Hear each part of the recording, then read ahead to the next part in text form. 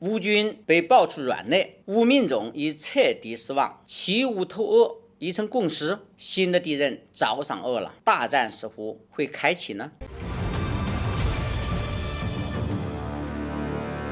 今天我们来讲讲乌克兰一步顶用，新的敌人要来了，普京似乎还会战斗下去。各位网友，大家好，欢迎来到评估，我是易评估。今天我们要聊的话题是乌军软肋曝光，乌民众很失望，新的敌人找上俄军了，大战是否要开启呢？自欧冲突爆发以来，乌克兰一直面临武器装备急缺的问题，甚至此前还传出消息，乌克兰首都基辅在民兵临战训练时采用的还都是木质武器，这也足以证明了其捉襟见肘的程度。幸好及时得到了美西方一些军事援助，乌军才能得以在战场上与俄罗斯交锋受约。但是随着俄军动用的军事力量越来越大，乌军已经露出了败相，并且在乌克兰内部也传出了许多不利消息。令乌克兰万万没有想到的是，竟然被美国媒体暴露了软肋。近日，美国媒体发布了一个纪录片，其中公开说明，向乌克兰运送的军援物资牵扯到乌克兰的权贵、寡头以及政治人物。实际送到前线的军援物资只有总量的30%不到。这个消息不但暴露了乌克兰高层的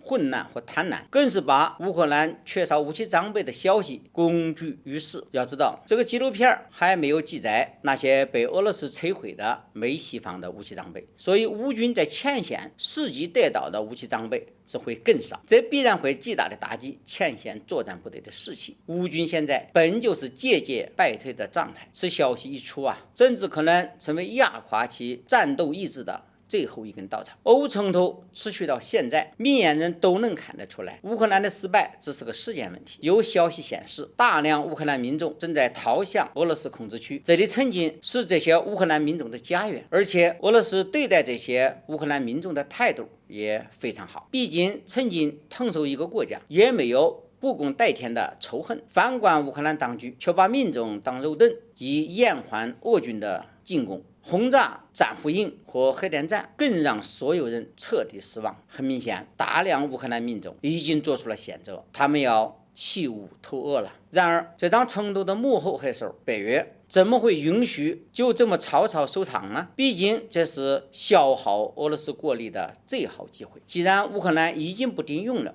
北约似乎准备亲自上场。近日，瑞典、挪威和丹麦准备将军舰派往俄罗斯海岸，并且这3个国家同时宣布有意建立对波罗的海的军事控制。这3个国家不是北约成员国，正在为成为北约成员国而努力，因而对美国更是言听计从，甚至北约内部有很多国家，他们都对乌克兰非常鄙夷，而且认为他们才是欧洲安全稳定的破坏分子。但是无论这几个国家多么招人怨恨，俄罗斯还是要准备迎战新的敌人了。而且这些新的敌人有美国做靠山，他们肯定更为强大和肆无忌惮。人们关心的是，俄罗斯将会如何应对呢？众所周知，俄罗斯总统普京是一个非常强硬的领袖，面对美国都敢正面叫板，何况这些美国的小兄弟呢？而且值得注意的是，俄罗斯近日似乎准备在欧洲国家塞尔维亚建立军事基地，这一手可是相当的巧妙，因为能够实际威胁到俄罗斯的只有欧洲国家。只要俄罗斯在欧洲内部成功建立起军事基地，那么一旦发生冲突，以俄罗斯强大的军事实力，就完全可以把战场放在欧洲。果真如此的话，必然会令欧洲国家顾虑重重，不敢轻举妄动，而且也必须时刻防备，谨言慎行。现在俄罗斯似乎已经掌握了既能战也能活的主动权，普京总统到底会选择哪一条路，我们也只有拭目以待了。好，今天的话题就聊到这里，谢谢收看，我们下期再见。